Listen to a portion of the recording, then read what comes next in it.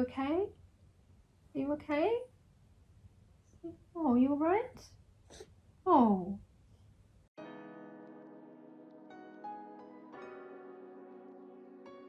Hello and welcome to this week's reading vlog where I read a total of this many books. So this week we're doing a sort of theme in that I'm doing Who Wrecked It Better.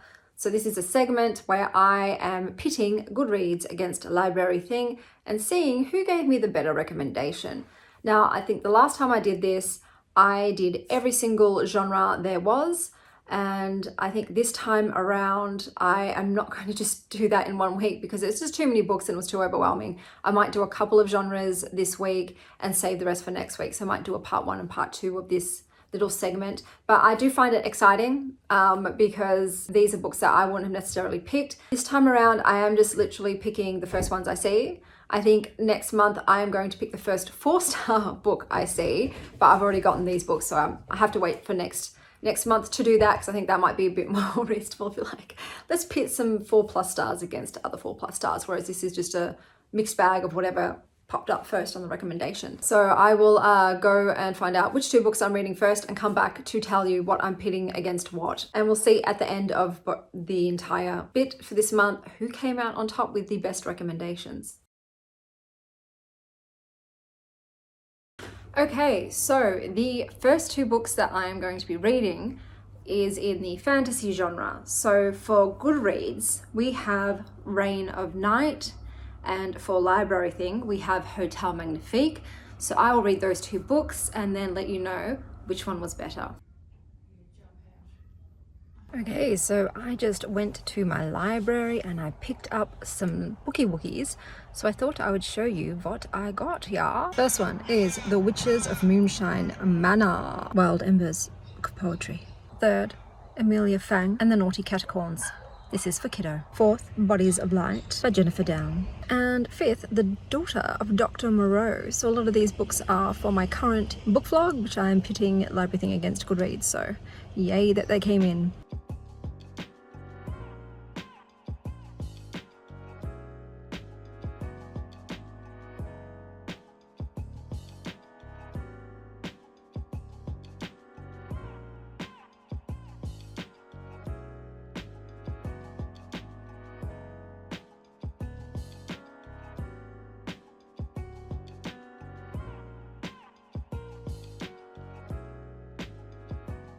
Good morning. Please excuse my haggardness, but I have not slept for quite a while, and last night I took a melatonin hoping it would help. Did not. So I'm struggling, but I am going to soldier on. So I have read Reign of Night. I've given it 2.5 stars. It was not good. It's about a woman who is a vampire hunter, but she was near death and a vampire gave them her blood, which killed her, but also turned her into a vampire servant. However, because of her hunter blood, she did not get the compulsion thing where all the other vampire servants are like loyal to their vampires. They must do what their vampires ask. They're basically not themselves. So that didn't happen to her. She did, however, get the perks of being a vampire servant, which are enhanced strength, speed, and healing capabilities.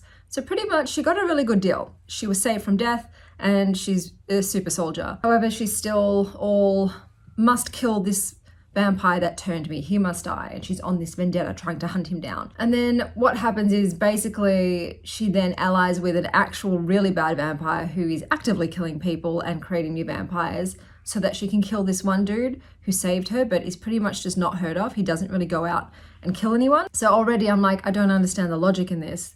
This guy right here, actively killing and making new vampires. The dude that saved your life and hasn't called upon you. He hasn't called upon her to help him or be his servant in any way. He just killed her and peaced out. He's living a very quiet life, not bothering anybody, but must go and kill him. So as the story unfolds, the guy that sired her saves her life multiple times.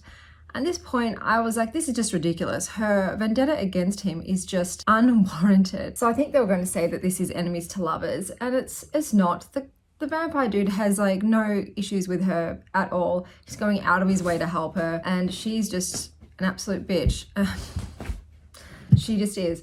The writing is so basic, incredibly basic. It is all tell, no show, and the characters just all feel bland. The premise is sort of interesting, but also not. It's just, there's nothing about this book that would make me want to read more in this world. It was just so ordinary and beige. And the main character is very unlikable. She's just making really dumb decisions and is obnoxious and rude for no reason. So I am thinking that the Hotel Magnifique might be the winner out of this. I have just started it and I'm about a third of the way in, and I'm going to be honest, I wanted to keep reading. The writing isn't amazing and there's some things I don't like, but the premise of this magical hotel and the sort of magicians and workers that are trapped within it is intriguing. So we'll see how that goes. I do feel like already it's definitely going to beat out the other book.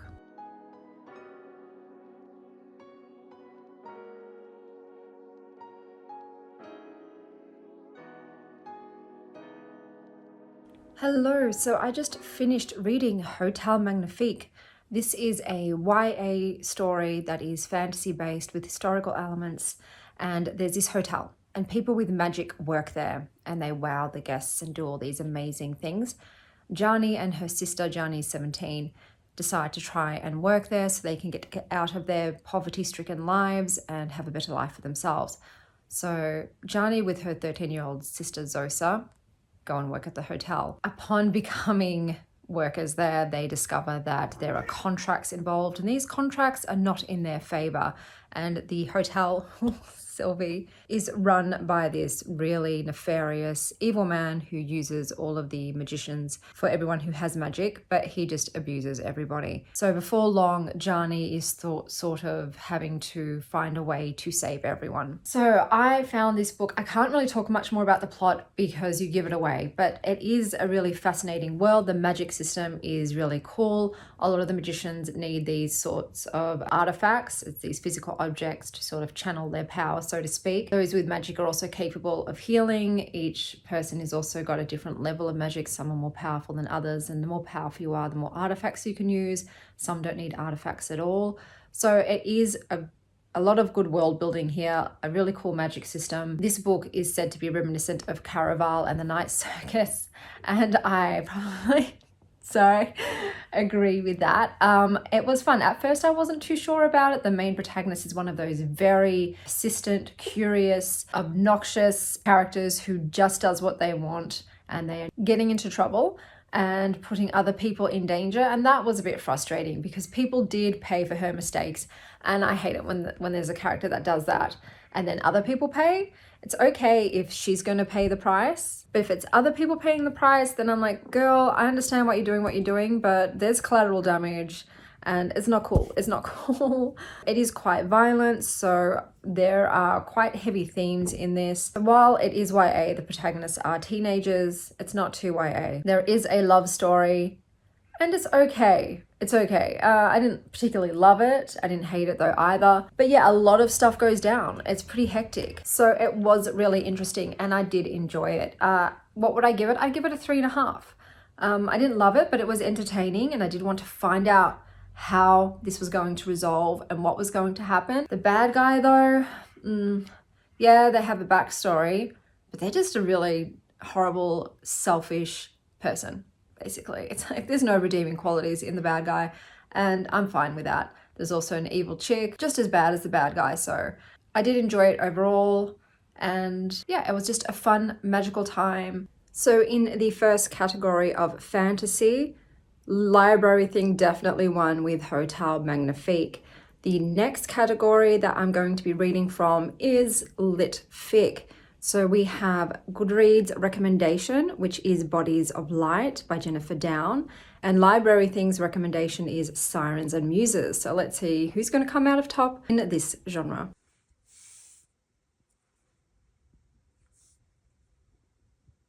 Okay, so I have read 48 pages of this and I am done with this book. Is the writing good? Yes. Is it fun to have the nostalgia of what it was like living in Australia in the 80s? Yes. But this book is basically trauma porn. You start with the rape of the protagonist at 4 years old by her father's friend, and then again at 6 or 8 years old by her stepfather, and then again as a tween by a police officer, and after the third person to be continually raping her. No, man, like why? And I read the reviews and people were saying the same thing. This book is basically about how much abuse and trauma can one person survive. So I don't know why people write stuff like this personally. I just like thinking to myself, 48 pages and I've had to read about a child be continually raped by different men. It makes me sick. So I am DNFing this so hard. So the next book that I'm going to read is Sirens and Muses. The cover's lovely. So hopefully this one is better than this. From now on, I am going to check the trigger warnings. And if there's anything about pedophilia and rape of children, no, not even going to try it. So I made myself a little self-care deck, just to remind myself that of the need to take care of myself.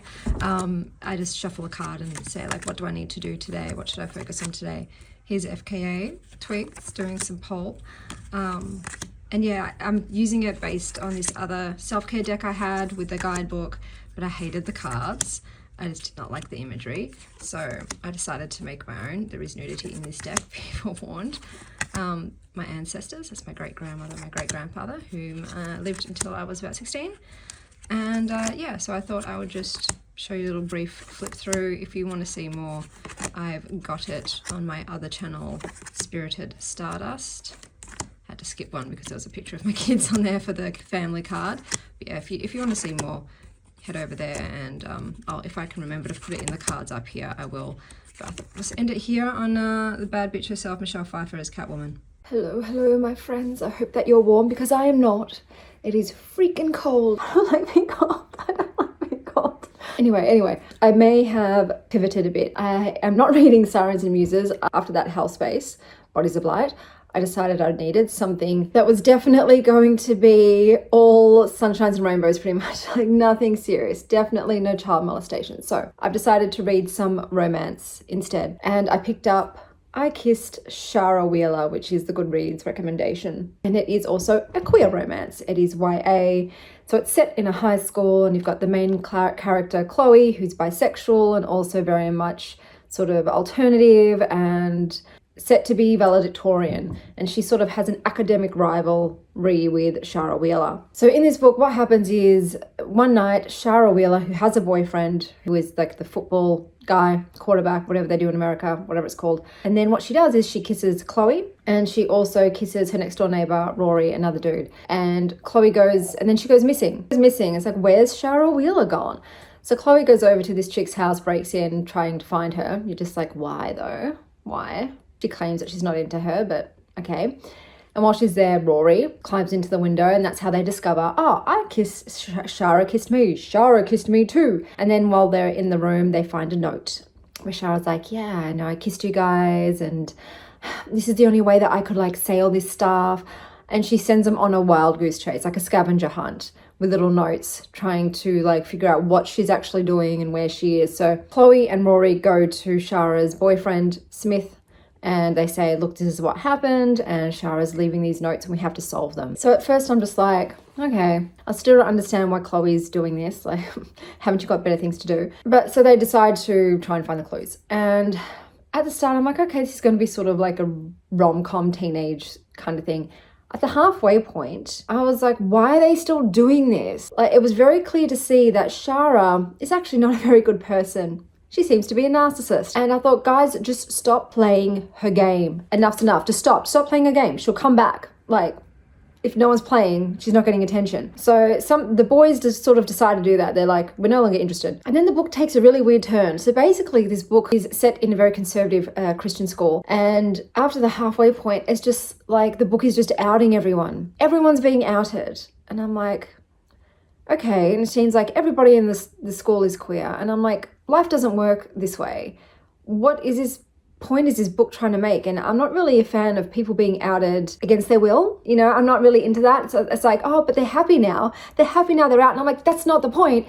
You don't make that decision for someone. You don't go and tell people like this guy's into this guy and this person's actually non-binary. Whatever it is, that's none of your business. So I didn't like that angle. Like I said, Shara, full on, is just the worst person. Like I said, very narcissistic. And I couldn't understand why Chloe was still going for it. But then Chloe's telling herself, actually, I'm going to teach Shara a lesson. I'm going to get Shara to become obsessed with me and blah, blah, blah. And it was just ridiculous. So all along too, Chloe, at the start you kind of liked her, but then in this quest to find Shara, she completely neglects her actual friends, like the people that have been there for her since the beginning, just totally lies to them, blows them off, hangs out with these other two dudes instead, and then just is all in on Shara. There was like a plot twist of what the real reason Shara like did this for, and I'm just like, really? Shara just becomes even worse as the book goes along, like even worse. She does even more dodgy shit. And then Chloe, by association, was just like, and then Chloe's just like telling her friend, she's not a nice person. Shara's not a nice person. Like, no shit, Chloe. So I really shouldn't like her. And her friend's like, but you think she's hot, right? And I'm just like, is that the message we're putting out? It's okay to date really shitty people as long as they're hot. If you find them hot, like, go ahead. It doesn't matter if they're a good person. Just no. So yeah, by the end of this book, Shara's still a piece of crap. Chloe's not much better. Yeah, a lot of people have been outed against their will. So yeah, I don't even know what the point of this book is really. The romance is trash. Who wants those people to get together? Like, if you're cheering for, like, does anyone want to read a romance about two shitty people? It's like, congratulations, both of you, and your shittiness together has multiplied the shittiness in one package. It's like double the shittiness in one package. I don't understand. This was not a book I'd want to, I don't think it's like great queer rep either, personally. I don't think it's great for queer people. I don't like it. I really do like it. At first I thought it was going to be, like I said, a really easy, entertaining, queer, teen rom-com. It's so problematic. There's so many things in it that just really irked me. And then the whole like Christian angle was coming into play as well. I'm just like, I just don't want to touch this. So that was that book. What am I giving it? Yeah, 2.5 stars. I probably should give it less, but because I'm not a teenager, I guess I'm not really the intended audience, although we all know, like, as adults, we all read YA. But, YA is, like, for everybody. So, yeah, that was Shara Wheeler. So, yeah, hopefully Library Things recommendation is better than this.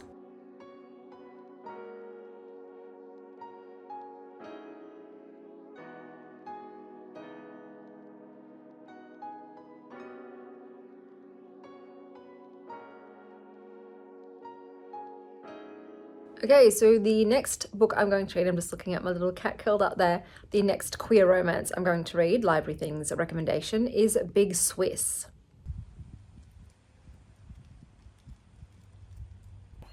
Good morning. Excuse my hoarseness, but I have Hashimoto's and sometimes my medication stops working pretty much, and then I get big flare-ups, and so right now my thyroid is really swollen and it makes my voice very hoarse, and I don't sleep and I gain weight and all the other lovely things. So I have to stop my meds and make some lifestyle changes and then go back on them, and that tends to work. But yes, for now I'm feeling a bit shite. So I did finish Big Swiss. And can we just talk about the cover and them tiggle bitties on the cover? It's very eye-grabbing, good lord, but I love me some boobs, so I can't complain. This book is about a 45-year-old woman. She is bisexual. She works as a therapist transcriber, and one of the clients that she's transcribing, she's nicknamed Big Swiss, and she sort of becomes fascinated with her. Big Swiss is a survivor of a brutal physical assault and lives in this town. She's also married. They end up crossing paths and they start an illicit affair. So this book pretty much does center around their relationship. It is definitely not a healthy relationship. The main characters in this book are the sex therapist that Big Swiss is going to. His name is It's just a bit of a douche canoe.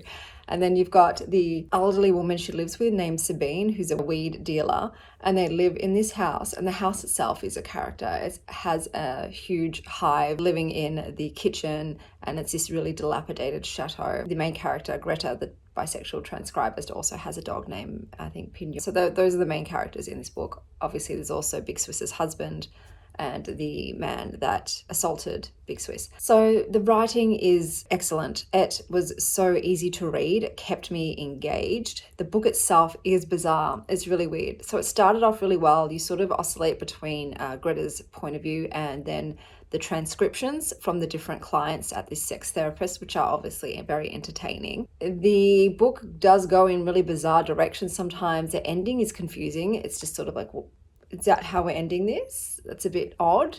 I did love the writing. The characters are all quirky and very unique and have their own voice. Everyone is distinct. The pacing is a bit bizarre. It's fast paced, then it slows, and then it's fast, and then it slows. I am going to rate it 3 stars. I was kind of tiptoeing in between 3 and 3.5, but I'm going to stick with 3. And that is mostly due to the writing, which I just loved. I ate it all up. So I might see what else this author has written. And this, like I said, this is really bizarre. It's a bit female, ragey, but I did enjoy my time with it, but it's not something I would ever consider rereading. So, but I will check out the author's other works. So that was Big Swiss. So Big Swiss was the winner in the queer romance category, and that was recommended by Library Thing. So Library Thing wins again. I am now going to read Sirens and Muses, which is the litfic choice. I think it's definitely going to win over Bodies of Light because I DNF'd that because of the trauma porn. That I'm just not interested in trauma porn. No, thank you. I think it's definitely going to win, but we'll see what I think about it as a whole. I do love the cover. I think it's very pretty. I think this is about artists living in a shared accommodation. Yesterday, my daughter went off to camp, so it was a bit sad. It wasn't my day with the kids, but my kids tend to like to be with me the night before they start school or go off somewhere because they trust in my organizational skills and my punctualness. I'm very on time. So I took her and waved her off, and my other daughter will be back with me tomorrow, just one-on-one. Sometimes it's really nice, I think, to have just one child at a time. You get to, sort of like a mummy-daughter date, just get to bond and there's no other energy around. I think it's something I might continue to do in the future. I might have days where I might call my ex and say, hey, you take this kid, I'll take this kid, so we can have some quality one-on-one time with them. I think it's nice to spend that time individually rather than just when you're all in the house together. Obviously I do spend time individually while we're home, but I just think it's that real what would you like to do with mummy today, just you and me, so I'm going to try and implement that in the future. But yeah, today I've been on an absolute spring cleaning frenzy. I had a burst of energy when I stopped the meds, and of course I just used that all for cleaning. I'm like, all right, well, I've got the energy, let's do this. Let's do all of this cleaning that you have not done because you haven't had the energy. So all of the cupboards, the fridge, the pantry, the drawers, all of that stuff was done, those things, those jobs that you don't tend to do because you have to take everything out, clean and put everything back in. So I'm happy that I did that yesterday. Obviously I'm paying for it today. I've got 0 spoons today. So it's just going to be a lot of reading and drinking tea and, the komorebi at the moment, all of that sunlight that's coming through the leaves outside. I freaking love that. And all my windows are littered with sun catchers. So I've got rainbows for days. Not in this room now, the sun's passed. My bedroom just gets the morning light because it faces east, and then by this time there's no more direct light coming in. But I am going to enjoy the peace and serenity and quiet and the loveliness of just being with myself today.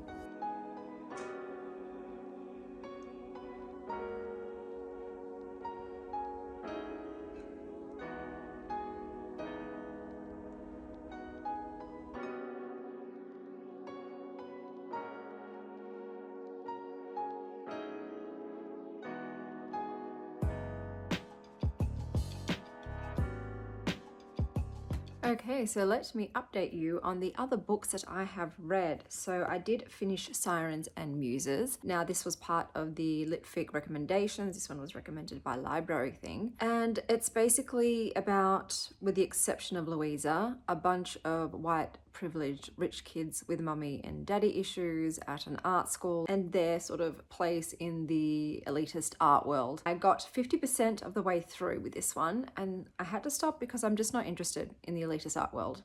That whole scene does not interest me. I'm not really that invested in the lives of rich kids either, and so it didn't really hold anything for me. The writing was okay, it wasn't bad, it was fine. The main character, Louisa, has Cajun ancestry and is very big on her hometown and exhibiting that through her art. She sort of finds herself part of a love triangle between two other people that I don't care for. So there was a bisexuality rep in this, which great, but this just didn't hold my interest, and after 50% of the way I was still bored and I didn't care about anything or anyone at all, so I put that down. So out of those two, the Bodies of Light and Sirens and Muses definitely won, so that's another win for library things. The next two book set I've read one of them so far, is in the YA category. And the first one is One Dark Window. So with One Dark Window, it's also got the elements of fantasy, romance, gothic, horror. It's sort of that genre.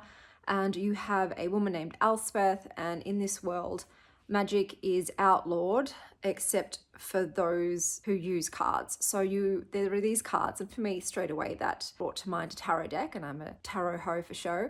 So I liked that aspect. So there's these cards and each one has a different type of magic to it. So with, for instance, the Scythe card, you can control people's movements, just control their bodies. So in this world, though, there is a sickness, and those who get sick are then killed because if they do recover from this sickness, they have magic, and that's illegal. The main character, Elspeth, her father is one of these guards that is in charge of killing people who are tainted with magic. So when she gets sick, instead of killing his daughter, he hides her away until she recovers, and when she's recovered, people think that she doesn't have any magic, but she does. So hers comes in the form of a nightmare who lives in her mind and speaks to her, and is also able to take control of her body to save her life. So Elspeth ends up finding herself involved with the royal family and with tracking down the remaining cards so that they can undo this curse that is causing people to be sick and killing everyone. I am giving this 3.5 stars. It was really enjoyable. So it's a better than a 3. It's not quite at that 4 level. Really, it's a 3.75. So I'm going to say 3.75 because it's better than a 3.5 and not as good as a 4. It was enjoyable. It was well paced. The premise of the magic is interesting. Like, I am into decks, especially magical decks.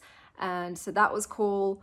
And it's sort of that vibe of you got to collect them all, so that appeals to the Pokemon nerd in me. The romance that develops in this is okay. I didn't hate it, didn't love it. I'm very ambivalent about it. So I need a bit more flirtation. You know, I need a bit of a build up before it gets to the culmination of them hooking up. I need a bit more rather than just a few furtive glances or a few words of banter. So that was the issue with the romance for me. The pacing is slow.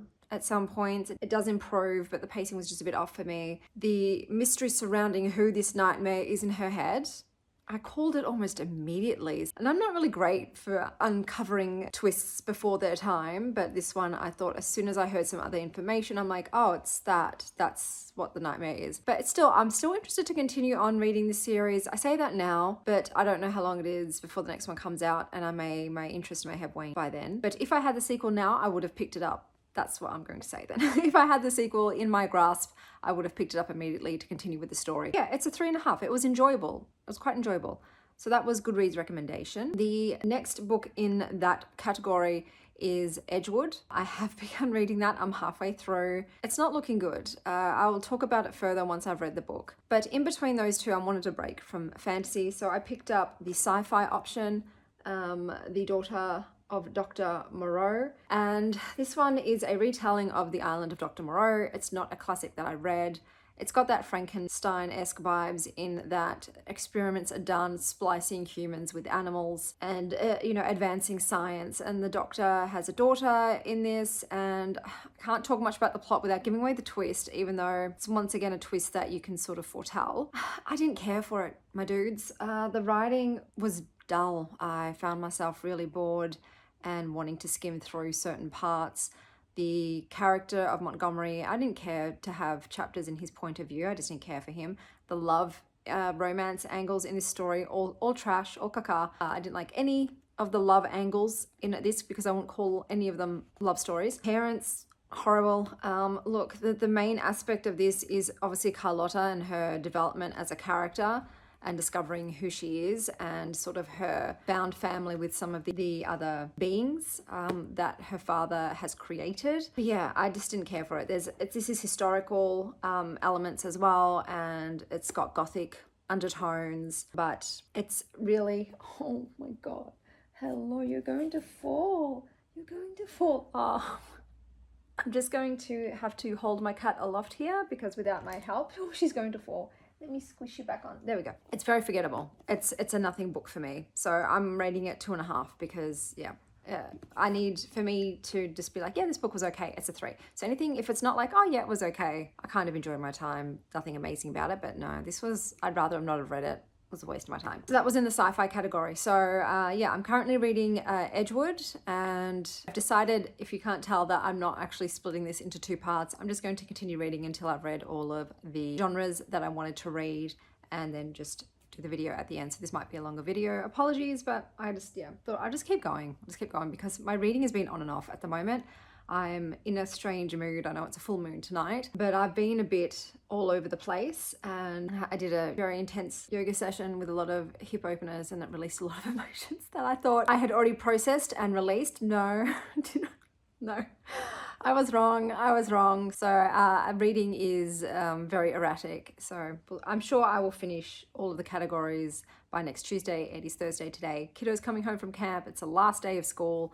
Everyone's on school holidays after this. I've got to prepare for the Easter Bunny's arrival.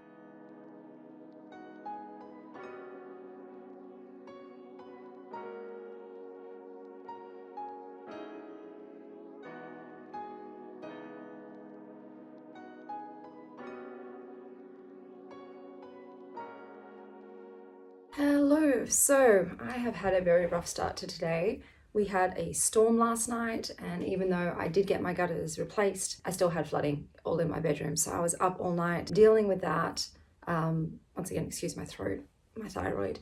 And unfortunately, that meant the Easter Bunny did not come this morning. I explained to my youngest, look, that's Mummy's fault. Mummy was running around like a silly goose with all the lights on, and the Easter Bunny couldn't come. So never to fear, the Easter Bunny is going to pay a visit today while we're out watching the new Mario movie, which has been absolutely panned and roasted. The youngest really wants to see that. So the Easter Bunny will come. I finished Only Bad Options, which is the other sci-fi option. It was a 3 stars for me. It was very mediocre, middle of the road. This one was touted as a space opera that also includes like some historical elements, merges sci-fi with magic. And yeah, we've got a lab rat who works for a corporation run by the Regal houses. There's like some houses in this as well. And they are up to no good, and she ends up being a scapegoat for all of their sort of sabotage and manipulations against the other houses. And in their effort to dispose of her, after scapegoating her, she runs into Kirsten, who is the bad guy of the galaxy, you know, the elite of the elite. He's an arrow. And they, surprise, have a true bond. So this book is also about soulmates. And these true bonds are incredibly rare, and can also be used by others because of their enhanced magical capability. Other people called siphons can siphon off these true bonds. It was just, I don't know what to say. It was an enjoyable time, but the writing wasn't amazing. I didn't really find that the characters had much gravitas, and the storyline was very predictable. So nothing about it really stood out. It was a solid 3 stars, but it's still 1. Compared to The Daughter of Dr. Moreau, I did prefer it. So I also read Edgewood, which is the fantasy YA option. I'm going to talk about it later because I just finished and I'm a bit busy at the moment, so I need to collect my thoughts, but I will do my review later in the afternoon. I'm also going to be going on to these graphic novels next. I also have 2 non-fictions and 2 mystery thrillers left, and then we're all done. I'm hopeful that at least one of these books coming up will be a 4-star. I would love one, but we shall wait and see. Okay, so let's talk about the other books that I have read. So we'll start with the other YA option, which was Edgewood, and that was more of a fantasy magical book theme. That was Library Things option. So with Edgewood, I've decided to give it 2.5 stars. I could see what the book wanted to do, but it just couldn't quite make the jump. The premise was that there is a woman named Emmeline, and she's a singer-songwriter. She comes from this town called Edgewood, where all of the folk believe that the Fae meddle with them. So they believe in the fairy folk, and they have good reasons to, but Emmeline just believes that they're all superstitious, despite the fact that when she sings, moss and insects grow up from the ground, and that she can talk to trees. So you're sort of getting the feeling that maybe she just thinks she has a mental illness because she doesn't believe the town and their superstitions, and yet these things happen to her. So what happens though is she gets a call and her grandfather, who has dementia, is missing. So she goes to the town and she sees a little ball on his pillow, which is meant to be a tithe marker, meaning that the Fae have taken him as a tithe. Now, she knows all of the folklore, so all of the types of Fae and the things that they do, so she's well versed in it, but she doesn't believe it's real. This was a issue with me in this book. This woman, despite all of the evidence to the contrary, still wants to continue to believe that the townspeople are just cuckoo lala. Even in the face of a Fae breathing fire horse, even in the face of like this shadow creature, skin shadow, whatever it was called, she's like, I still don't think this is real. I still think, this town and their superstitions. So that did my absolute head in. At that point, I'm like, are you dumb? Are you dumb? How can I continue to root for this main character when she has facts and evidence in front of her and she's still like, let's just superstitions, let's just make believe. No, bitch. So anyway, even though she doesn't believe it, she's still going to get her grandfather from the Wood King, who she thinks isn't real. As the story progresses, she obviously meets some people. There's a love interest. The love interest in this, so problematic, so problematic. Once again, you've got men making choices for women without their consent, and their relationship, also how it began, was also very dubious and gave me the ick. So I was not here for that relationship whatsoever. I did not like the dynamic there. This book was very heavy on the foreshadowing, to the point that it's not so much foreshadowing as it is blazing neon lights spelling it all out for you. So there was no subtlety in this book. There was a flour bread making scene with her love interest that was just so cringy. This woman literally pours a whole bag of flour on this dude's head. At that point, there's not going to be any romance happening. I don't think she understands the logistics of having a bag of flour tipped over your person. You're not doing anything. You are going to be spending hours and hours getting claggy flour glue out of your hair and crevices. But that's supposed to be sexy. And there was just, this book tried so hard. It tried so hard to be something that it just couldn't be. There was also an issue with the magic in this that I didn't understand. So basically, there's this town that is clearly being fucked with by the Fae, but the rest of the world is completely oblivious and unaware of magic, but it's meant to be a contemporary world, and I just don't buy that. I'm like, if there was a place where people were being taken and weird shit was going on and all these people are like, yeah, it's a Fae, that would be worldwide news. Like, I didn't really buy that it's just in this one location and only these people believe in it and no one else knows. That was very bizarre and weird. It was also just so much telling and no showing in this, especially in regards to like her talent, how talented she is at singing. All the twists, I could tell a mile off what they were. And there was just some token lesbians just thrown in, absolutely pointless. But look, here's some lesbians because diversity. So yeah, this book is a 2.5 stars. Like, it's not the worst thing I've ever read, but it's not good. So Edgewood definitely did not win. The One Dark Window from Goodreads was absolutely the standout in that category and has been so far the best book that I have read in this Who Wrecked It Better segment. So now on to the graphic novels, and I'll put some pictures up here of the pages so you can see the artwork in this. So the first one we have is a Runaway's Diary by Library Thing, and what the fuckity fuck, fam? Honestly, this book is about a 15-year-old named Eleanor who decides to run away from home to find her 18-year-old sister who had previously run away and she had no contact with. So straight out the gate, this is for teenagers. I wouldn't recommend this book to anybody personally. This girl runs away from home with no plan, not a single plan and no money, and just winds up in a city and begs some random woman who was on the bus with her to stay at her house. And the woman says, sure, okay, you can stay there. So she stays there, and then to be able to stay there longer, she starts lying and making up stories. Oh, my sister who I was supposed to meet is in the hospital and I've got nowhere to stay. Can you let me stay? And she's just really using and abusing this woman's hospitality. Well, the woman finally gets fed up with her and says, hey, you either have to pay your way or you have to clean. She cleans for one day, stops cleaning, and the woman's like, well, you need to pay me now, and then she just bounces. So this girl is a pathological liar. You're just constantly seeing that she's constantly making up tales, telling lies to everybody. And to be honest, it would have benefited her to tell the truth. So then you go on about her journey as a homeless person, basically. She's just grifting and randomly staying in different places with other different homeless teens, trying to find her sister, got no plan about even how to find her sister. And the way that it wraps up with why the sister has been MIA was just so ridiculous and so stupid. It's not believable in this day and age that she wouldn't contact her sister or her parents or whatever to say like, hey, this is what happened, this is why I left. It doesn't make sense.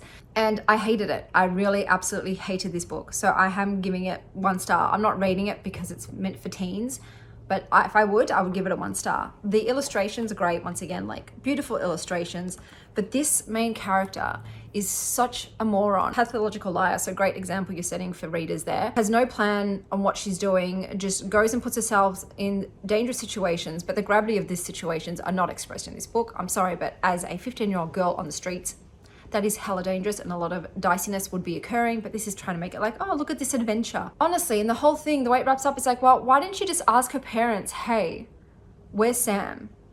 Can you tell me what happened to Sam? Because I'm sure her parents, who at this point are just almost not in it, and you're thinking, okay, these parents are either really just non-caring and don't give a shit, or we're not being told the whole story because you don't trust the main chick, she's a liar. Just ask her like where Sam is, or like, hey, I want to find my sister. I'm sure there's some cousin, aunt, friend, school teacher, policeman that she could go and say, my sister is missing, I'm concerned about her, could you help me find her, instead of just this muzzle of a plan to just go and place herself at the whims of, you know, a strange city. Her self-talk is also quite negative, the way she talks about herself, and at the end of this book she's learned nothing. She has learned nothing. There are no lessons to be learned here, except that her foolishness sort of paid off, but in the most dumbest way possible. I don't want to ruin the ending, but the ending just, it just infuriated me. I hated everything about this book except the drawings. That's the only thing. The illustrations, great. Valeria Wicker, well done. I wouldn't have put your name to this book. It is trash, and I am appalled by it, and I don't see why it is a good idea to have younger tweens or teens read this. And then we have Pumpkinheads by Rainbow Rowell and Faith Erin Hicks. I'll show you the pictures up now. So this was Goodreads option. The illustrations, gorgeous. This is about 2 friends who work at this sort of autumn themed place. It's called a pumpkin patch. It's a very American thing, I'm guessing. And it's just full of fall themes and treats and rides. It's very seasonal. It is very thematic. It is a super cozy read. I'm not here for the romance. I feel like Deja do better. Hun, you can do better. You shouldn't be anyone's sort of like second option, or like, now that this other woman's gone away, I'm noticing you. I'm not into that. I'm not into that at all. Woman in the background hoping that her friend will notice her. Josiah is a lost cunt. And what that means is that he's just got no freaking clue about anything. About anything. It was okay. I'm giving it 3 stars. The theme was cute. It has a cute, cozy theme. It was fast-paced. It was pleasant enough to read. I'm not here for the romance, like I said. And it's not anything amazing where you're really learning all of these core values. I know a lot of people have mentioned the quote, you know, friends don't let friends live small lives.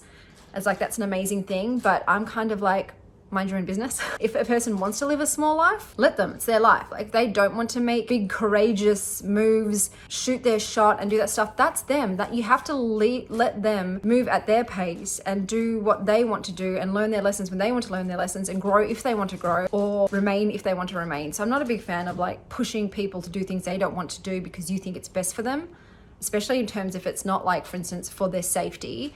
If someone is addicted to drugs and has had close calls to death, I can understand intervening then and saying, hey, this is not in your best interests, you need to stop, blah, blah, blah. But this is just pushing someone to go and ask a chick out when they didn't really want to. Like, yeah, you say like, hey, I think you're making a mistake, but that's up to you. If you want support though to do it, I'm here for you, and not being really bullyish about it. So I don't love that angle. I know people like that, but personally, I just feel like you're really infringing on the other person's autonomy and maybe pushing them to do something that they actually not ready to do or don't want to do, and it could end up being a bit disastrous. So this was this book, 3 stars, definitely the winner out of these 2 graphic novel suggestions. My God, like seriously, no. So that was Pumpkinheads. I'm now reading the 2 non-fiction options. So I've started The Witch's Path, and I'm a bit ambivalent about it at the moment, but we shall see. And the other book is We Were Made for This, which is supposed to be about how to sort of live in these hard times that can be quite traumatic or stressful, and how to be a human, how we are resilient in a way, and made for it. So those are the 2 options for that. And then I've got my mystery thriller options. One is The Change. and I'm excited to read that one. I've heard a lot about it and people seem to think it's amazing. And then I've got this one, I've actually forgotten what it is, so I'll just put the picture up here, what the other option for that is. And then those are the last two. And to be honest, I'm actually excited to be done with this. So far, One Dark Window is the only book that I've actually really enjoyed at 3.75 stars. This is also to do with my fault. I was just picking the first books off the rank that were available at my library. Next time I do this, I will be looking for ones that have been rated more than 4 stars, because I feel like that's more of a chance of it being a good book personally. But yeah, so I will touch base with you tomorrow, hopefully, when I finish the last 4 books.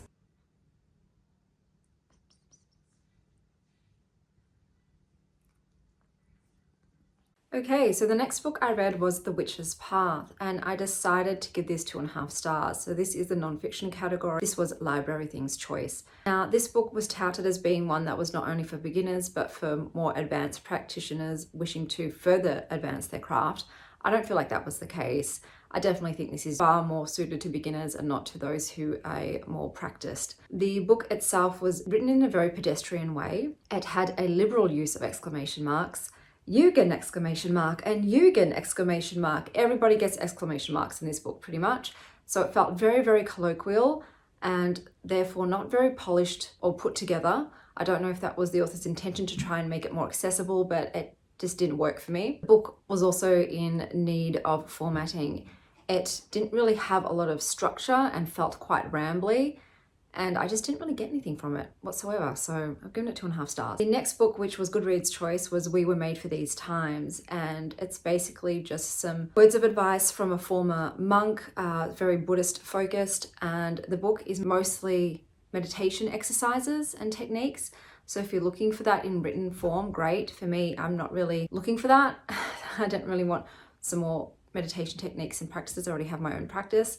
So for that reason, I just didn't really get much from it. It's pretty much saying all the things you've heard before. If you've read any book on Buddhism or meditation, then you kind of know what this is about. But it's okay. There's nothing really wrong with it. It just wasn't for me. I didn't get really much from it. It's something I've already read before. And like I said, it was more heavily focused on the meditation exercises. So I've given that 3 stars, and that was the winner out of these two. So Goodreads got that one. The last category now is mystery and thrillers. So I've started with The Chain, and I'm giving it 3.75. I've rounded up to a 4. It was very entertaining. So this book basically about a group of feminist witch vigilantes who are taking down pedophiles, and then sprinkle a bit of herbology in this book and soak it in feminist rage, and that's what you get. This book was entertaining. And that being said, it could really have done with cutting the fat. This book was way too padded. There was a lot of stuff that could have been taken out that wouldn't have affected the storyline and would have improved the pacing. It just was far longer than it needed to be. I think at the 300 page mark, I thought it was finished.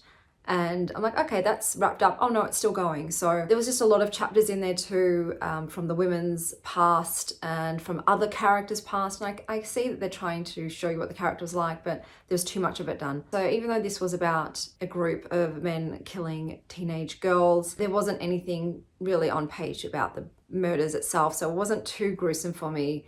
Still, it's not really a subject matter I like, but I did love the feminist aspect of it, and this group of women going through the change or menopause and developing these sorts of powers is really cool. So there is a magical element in this, absolutely. They do have powers. I really, really loved that one of the characters, Jo, had menorrhagia. So that is a condition I have, and it's not one I've ever had put in a book before that I could read about in a fiction book. So seeing what she was going through, it was just, it's nice, it's validating to be like, okay, yeah, man, that's the reality of this condition, and it's not great. And 20 years I've had it and been to every specialist under the sun, both Western and holistic, and the only options I've been given are get a hysterectomy. That's not something I want to do, so I just have to deal with the condition, but it's quite debilitating. But it was really cool to read about it in a book. I'm like, oh wow, she's got menorrhagia just like me. This book at times is a bit over the top, I will say that. It is quite over the top.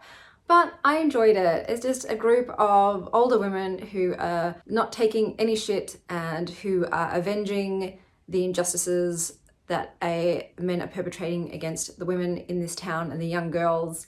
And I enjoyed it. The way it wrapped up was very satisfying. I thought it was an entertaining time, so I've given it 3.75. The last book I have yet to read is The Forgetting, and once that's done, I will let you know who won in terms of who recommended me the more favourable books. She shakes her hair, it's adorable.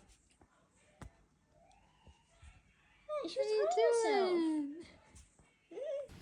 Okay, so I have just finished reading The Forgetting. So this book is a thriller, and it is in dual POVs of two women with narcissistic husbands who use emotional manipulation, gaslighting, isolation, all of those typical techniques. This book, I'm going to say, it was quite triggering for me because these are things that I have experienced, and it was very tough to read. I will say that even though I haven't read thrillers that much, I haven't read many, after the second chapter, so you've gotten 2 of the POVs, I knew exactly what the twist was and what was going on. If you're definitely a seasoned reader, this is not one that you are going to be kept in the dark with, that you'll figure it out fairly instantly what's actually going on. So yeah, even though the subject matter was triggering for me, I did struggle reading it. I think obviously that has coloured my perception and reading of the book because of my personal experiences.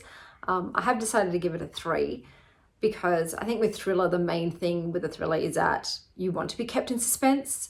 You want to be sort of confused and trying to figure out what's going on. So when the twist is very apparent, that is taken away, and then you're just left with the writing, I guess. And the writing was fine. It's nothing phenomenal. I think with thrillers, it really is all about the mystery. With the mystery gone, I think maybe for most people, this wouldn't be rated very highly. But, you know, I still kept reading it, even though it was difficult. Yeah, it's the ending I'm satisfied with, but oh god, it was frustrating. It was so frustrating. And I read a lot of reviews, and a lot of people that reviewed it negatively were complaining about how dumb Livy was to allow herself to be so easily manipulated and so obviously manipulated, but it's not so black and white. And I know you might think reading it in a book, well, it's so clearly what he's doing, the gaslighting and everything else. It's one of those things that it doesn't matter really how intelligent and that you are, especially if it's a new first relationship, or especially if you have had a history of traumatic relationships or childhood trauma and all those sorts of things, it can happen to you. And it can take a long time to actually realize the ways that you're being manipulated and abused, and then also then the courage to get out. It's very confusing because in these cases, you love the person. You love the person. We didn't really have terms for this in the past. So narcissists and gaslighting and all that sort of stuff, there wasn't even the terminology. You're not aware of it. I think in this day and age, yes, we are much more aware of it. We have terms like red flags. We are very informed. And in the past, that wasn't the case. So perhaps this book doesn't hold up today because of the climate we're in today and the ability to see abuse in relationships, or to even the term like toxic relationships are. In the past, that wasn't around. So you just thought, this is a relationship, this is what I've got, you know, and you're not aware of what's being done to you. Whereas these days we have terms, and if you talk to anyone about this is what's going on, someone might be able to say, hey, I think that's gaslighting, or hey, they're isolating you, or whatever else. Yeah, I know that, yeah, today, I guess this novel does not hold up. People are just looking at it really critically and being like, no one's going to fall for that shit. I understand those views that were negative. If it's written more recently, maybe, yeah, you can no longer really use them as much, that the thing anymore. People are aware of what narcissists are now, and are aware of what, like I said, gaslighting and all these techniques are. So yeah, this was a tricky one. Like, I wish I hadn't read it because it's brought up a lot of things. Yeah, this book just unfortunately, like I said, brought me back to that time. It's not pleasant. It wasn't pleasant for me. These are the books, so we'll just go through to see who came out the winner. So we had in the fantasy category, Goodreads with Reign of Night, Library Thing with Hotel Magnifique, and the winner for this was Library Thing with 3.5 stars. Then I had romance / LGBT because it was queer romance. Goodreads had I Kissed Shara Wheeler, and Library Thing had Big Swiss. Library Thing was a winner here with 3 stars for Big Swiss. Then was the lit fic with Goodreads Bodies of Light, and Library Thing Sirens and Muses. Both of these books were DNFs, but Sirens and Muses I did read 50% of, and so that was the winner. Then we went on to YA, and I chose fantasy because with YA, fantasy is really the only genre of YA I can read. Sometimes graphic novels, depending on the genre of the novels. Goodreads, we had One Dark Window, and I gave this 3.75, and Edgewood with 2 stars. So in this case, Goodreads was the winner. Then I had non-fiction. Goodreads had We Were Made for These Times, and Library Thing had The Witch's Path. The winner was We Were Made for These Times with 3 stars. Sci-fi. Goodreads, Only Bad Options, and Library Thing, Daughter of Dr. Moreau.